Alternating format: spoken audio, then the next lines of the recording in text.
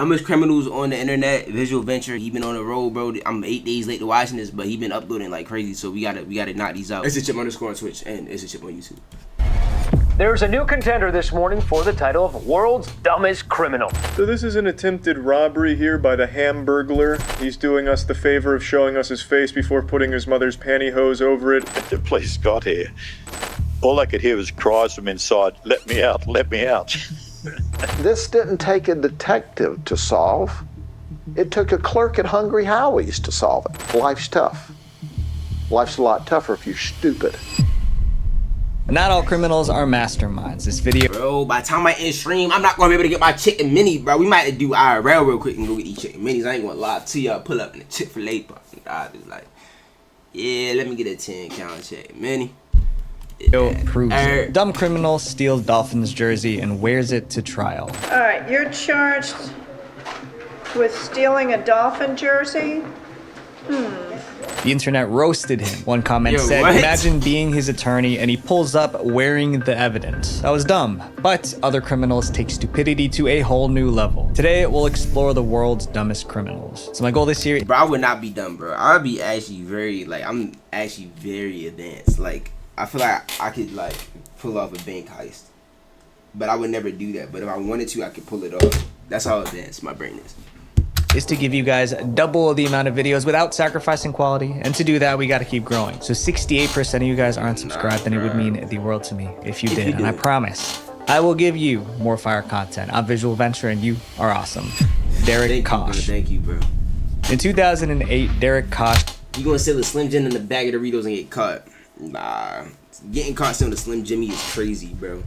Walked into a small convenience store, but he wasn't there to buy snacks. He had a plan. The place was quiet, no witnesses, no cops. Derek waited until the coast was clear. Then he pulled out a pew-pew and pointed it at the clerk. Derek had two demands. He wanted cash and cigarettes, and he was ready to shoot if he didn't get them. The clerk didn't argue. She stuffed the bag with everything he asked for. Derek was feeling powerful, cocky. He yelled, "Damn straight." The clerk turned around to grab the cigarettes. Suddenly, she heard a loud bang. For a second, she thought she was hit, but she wasn't. That's when she turned around to face the robber. But he was no longer standing tall. He was hunched over, groaning. His hands were around his legs. Then she understood what happened. The robber Derek accidentally shot himself in his private parts. What happened was he tried to tuck the weapon into his pants, but he forgot to turn the safety on and accidentally pull the trigger. And then, bang. The whole thing was captured on the store's surveillance camera. But even after that mistake, Derek didn't give up. He grabbed the bag and ran out. He limped down the street, leaving a red trail behind him. The store clerk called the cops. They showed up, and it wasn't hard to track down the robber. They just followed the red trail. They found Derek at his grandma's house. He needed urgent medical attention. Cops rushed him to the emergency room. Doctors saved his life, but they couldn't save him from what came next. He was going to jail. Derek was charged with armed robbery, criminal recklessness, and battery. He was sentenced to 3 years in prison. When he got out, reporters were waiting. They wanted to interview the robber who blew his jewels off. There were so many headlines about it. In an interview, Derek said it was shameful and embarrassing. Damn, now he never gonna get freaky again, bro. No money, no freakiness, nothing. And I think anyone with a... Once your blick untucked, you keep that hoe untucked. Who are you, my nigga? Good heart would feel that way about it. Today, Derek is remembered as one of the dumbest criminals ever. This next case is about a guy who talked himself into handcuffs. Yo, I swear, bro, Summer be spawning chatters, bro. I have not seen half of these people since December. You gonna assume he was getting... You right. Your gun pink, Cosmo. I'm going around getting free Lamar Jackson edit the streamers.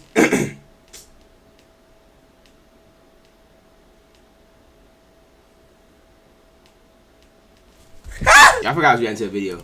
Talking on the phone. Peter jumped the man, stealing his wallet and phone. But Peter didn't realize someone was still listening. The victim was on a call when the attack happened. The person on the other end, Joe Dale, heard everything. He even heard someone say, "Give me money," before the phone went dead. Joe was worried about his friend, so he called back. Here's the crazy part. The phone was now with the robber, Peter, and the stolen phone started ringing. But instead of ignoring it, Peter answered. That's right, he answered the mobile phone he had just stolen. Joe realized he was talking to the guy who robbed his friend. The two started arguing. Voices were raised, insults were thrown, and Peter, the robber, got so mad he challenged Joe to a fight. Then he made it even worse. He gave Joe his nickname and home address. His exact words were, "My name is Gambo. If you want to make something of it, come to this address." Of course, Joe didn't go. He just forwarded the information to the cops. By the time Peter got home, the police were already there. They arrested him on the spot. In court, Peter tried to lie. He claimed he was at his sister's house during the robbery, but the jury didn't believe him. It took them 25 minutes to find him guilty. Peter was sent to jail for 3.5 years. He also became famous for his stupidity. He was a guy who answered a stolen phone and gave his name and address. While Peter tried to practically steal someone's identity by taking their phone. I should pause every 10 seconds or play Childish Gambino, because I could do both.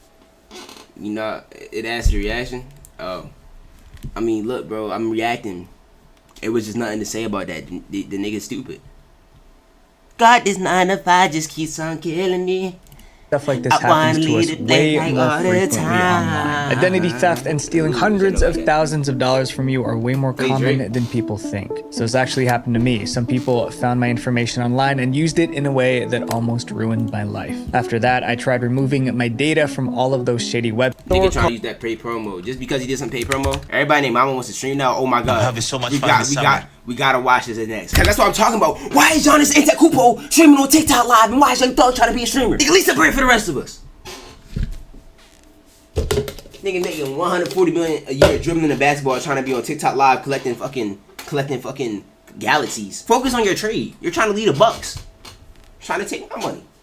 No. Disturbing. Items from the store were going missing. Finders Keepers didn't sell brand new stuff. What is Young Thug gonna talk Everything about? they had was thing. donated by the community. And when they sold stuff, they donated the money to charities for children and US troops. So when things started disappearing, it wasn't just stealing. It was stealing from people trying to do good. The thief was stealing donated items sitting outside on the porch. Luckily, the store had security cameras, so they checked the footage. And the thief was right there. It was a man named Ruben Pavon. One clip showed him casually walking up to the porch and grabbing a DVD player. In another clip, he came back. This time he brought his son. What? Together, they took off with a barbecue grill. They gave the footage to the cops. Ruben was arrested. It was an open and shut case. But when Ruben started talking, the case went from criminal to ridiculous. Ruben blamed the store for confusing him. Ruben Pavon said he saw the name of Finders Keepers in Derry and presumed that the merchandise was anybody's to take away. He took the name Finders Keepers literally. He figured they probably just put stuff out there for people to take, and he would have kept taking stuff if the cops didn't arrest him. But the owners of Finders Keepers didn't buy his excuse, especially because of how Ruben took the stuff.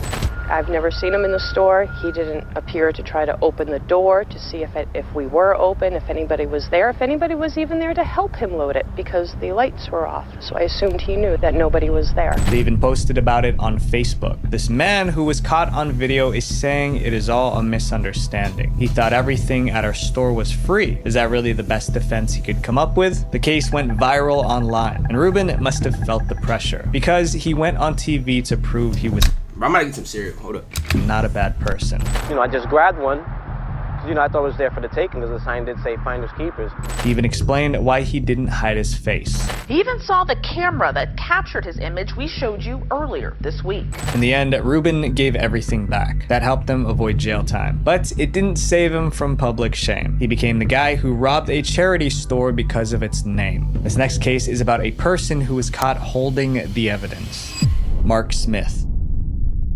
Most thieves break in, steal what they can, and get out fast. But when Mark Smith broke in, he passed out under a bed. It happened in Whitley Bay, England. A woman was at home when Mark quietly slipped inside. He had a steel bar on him just in case things got ugly. Luckily, she didn't see or hear him. Mark headed straight to her bedroom. He found a jewelry box and grabbed some gold earrings. But something was wrong. His eyes were heavy, his body was shutting down, and it was all his fault. Turns out, Mark took a mix of substances earlier that morning. It was now kicking in. He could barely stand. He needed to lie down. But instead of leaving, Mark did something no thief has ever done. He crawled under the bed and took a nap. He took a nap in the house he was robbing, all while the homeowner was still in the house. A few minutes later, she walked into her bedroom and froze. There were legs sticking out from under the bed. First, she screamed, but the burglar didn't move. Then she shook him and yelled. Still no response. That's when she called the cops. But even the police couldn't wake him up. Mark was completely knocked out. They had to drag him out by the legs. and he was still clutching a stolen pair of gold earrings. Mark Smith was arrested and taken to court. Turns out he already had a record of robbery, theft, and drunkenness, but this was his first time breaking into someone's home. The judge gave him 18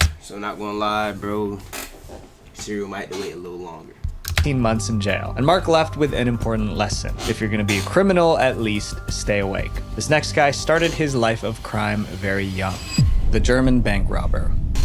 Being dumb is one thing, but being dumb and cocky is a recipe for disaster. A teenager in Germany learned that lesson the hard way. In 2010, a 19-year-old robbed a small bank. He threatened the staff, grabbed the cash, and escaped. He made it home without getting caught. Then he waited. The robbery was on the news. Police were on the case. He expected the cops to kick down his door any minute, but nothing happened. The minutes turned to hours, hours turned to days, days turned into a week, and still the police had no suspects. That's when his ego exploded. He thought he was a criminal genius. He pulled off the perfect heist at 19, but instead of enjoying his freedom, he wanted to brag about it. A week after the robbery, he couldn't help himself. He sent emails. 1 to the police, 2 to local newspapers. In the emails, he mocked the police for getting his age, height, and accent wrong. Then he pointed out that he escaped in a car, not on foot. He was playing games with the cops, like a criminal genius. But the moment he sent those emails, he proved how dumb he was, because it's easy to find out who owns an email address. The cops traced the email back to him in no time. They knew his name and where he lived. He basically turned himself in. Days later, police arrested him in a gambling hall in Hamburg. When they put the cuffs on him, he was completely shocked. But the truth was simple. He wasn't caught because the cops were smart. He was caught because he was dumb.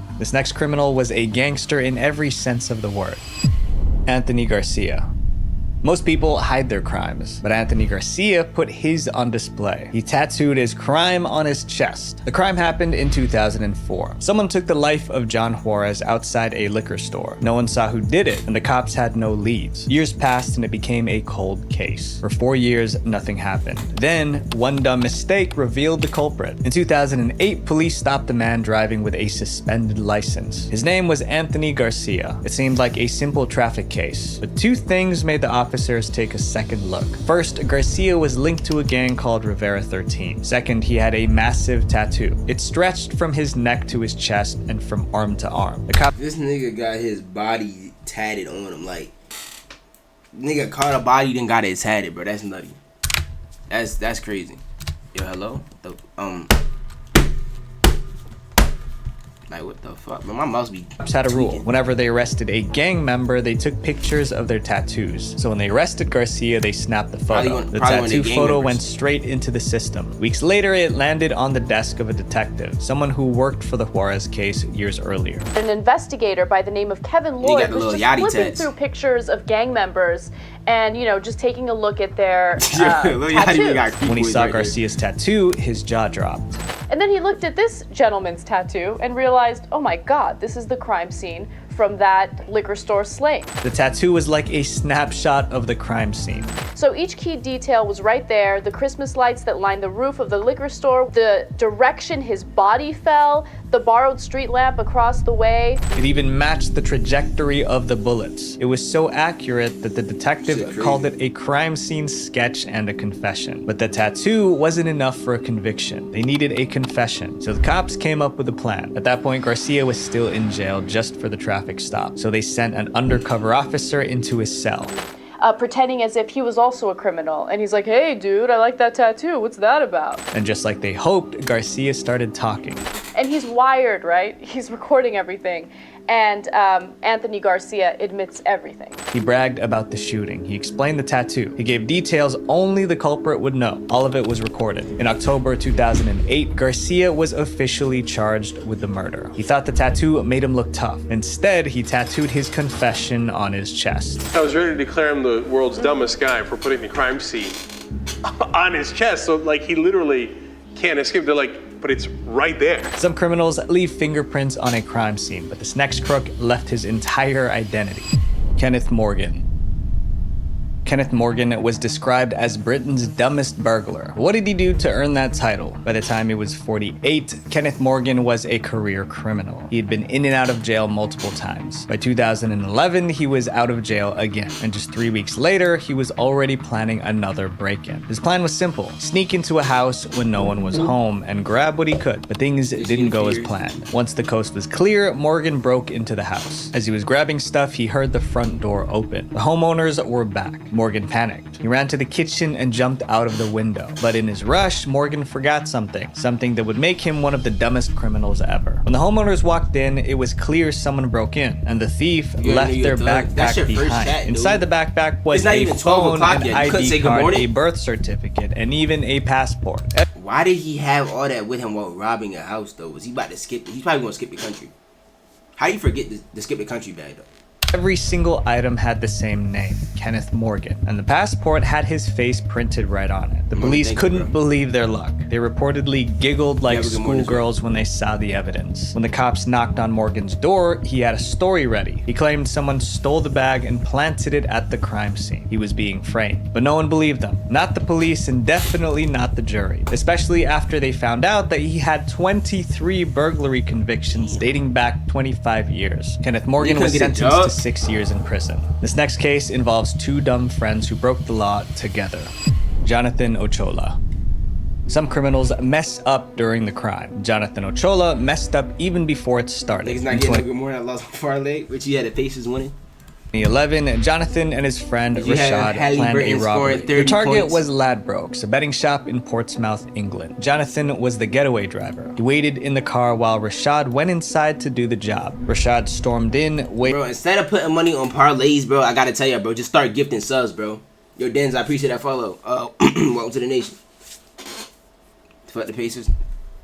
Now I wanted OKC to win. And got away with 500 pounds, which is about $650. Then he dashed back to the car and they sped off. It looked like a clean job. Rashad even wore a mask to hide his face. But that mask ruined everything. Right after the robbery, Rashad ripped off the mask and tossed it away. But he left it near the crime scene, and it was covered with his DNA. Police found the mask and ran a DNA test. And just like that, they knew who it belonged to. Rashad was arrested and confessed everything. He even gave up his accomplice, Jonathan Ochola. Leaving a mask covered in your DNA is dumb. But somehow, Jonathan did something even dumber. When police questioned Jonathan, he denied everything. He said he was at home watching TV during the crime, and there was no DNA linking him to it. It seemed he might walk free. Then the cops searched his house, and that's when they found Jonathan's diary. But something inside the diary made Jonathan Ochola the world's dumbest criminal. Inside, on the day of the robbery, he had written, "Go Portsmouth. Robbery happens." He wrote down the time and place of the crime like a to-do list. It was basically a confession. When police showed him the note, Jonathan panicked. He changed his story. He admitted going to the shop with Rashad, but swore he didn't know about the robbery. He was just in the wrong place at the wrong time. The judge didn't believe him. Jonathan was jailed for 3 years, Rashad for 2.5. And as a bonus, Jonathan became internet famous. He was the criminal foolish enough to write about his crime in his diary. This next crime involves someone trying to steal over $1 million. Hugo Sanchez. Hugo Sanchez lived in England with his wife and 4 kids, but things were falling apart. By 2005, the couple was... Bro, nigga, damn, it's 91. What you doing? Reacting? It's going to hit 97 today? Yo, everybody stay in the house. Drowning in debt. So they came up with a crazy idea. Hugo would fake his own death. If they pulled it off, they could collect a massive life insurance payout. It was over $1 million. So they did it. Hugo and his wife took a vacation to Ecuador. Then Hugo's wife returned to the UK alone. She told everyone Yo, dimwit. So like every place in the world has like different like, you know, like temperatures, right? Hugo passed away from a heart attack and his body was cremated. He even had a fake death certificate to prove it. The documents were real enough to fool everyone, at least for a while. The insurance companies started paying out. With the money, Hugo and his wife moved to Australia with their kids. But insurance companies don't just hand over millions without checking. They hired a private investigator to verify. The investigator spoke to Hugo's friends and family, and some let it slip that Hugo was still alive. So investigators took another look at the death certificate. And that's when they found something insane. Hugo's fingerprints were on his death certificate, like he printed it himself or his certificate was handed to him. Now they knew he was alive. But Hugo and his wife no longer lived in the UK, so the cops had to wait. Finally, they had their chance. Hugo's wife flew back to England for her sister's wedding. As soon as she landed, she was arrested. She was jailed for 2 years. Hugo was still hiding in Australia, but not for long. Is it he not was arrested summer? the next year and sent back to the UK. He got 5 years. They faked the death, lied to everyone, then moved across the world. But it all fell apart because Hugo couldn't keep his fingerprints off his death certificate. And today, Hugo is featured on a list of top 10 dumb crooks. If you guys need money, trust me, do it the right way. Because in the end, you won't just have money. You'll have your sanity too. Visual Venture. Good vids, man. He be snapping, bro. Once again, bro. Another consistent Visual Venture vid. You know what I'm saying? Proud of the guy. Proud of the guys, man. I've been watching Visual Venture for years. It's a YSL. It's a PDE. That's my old team. It's a TBT.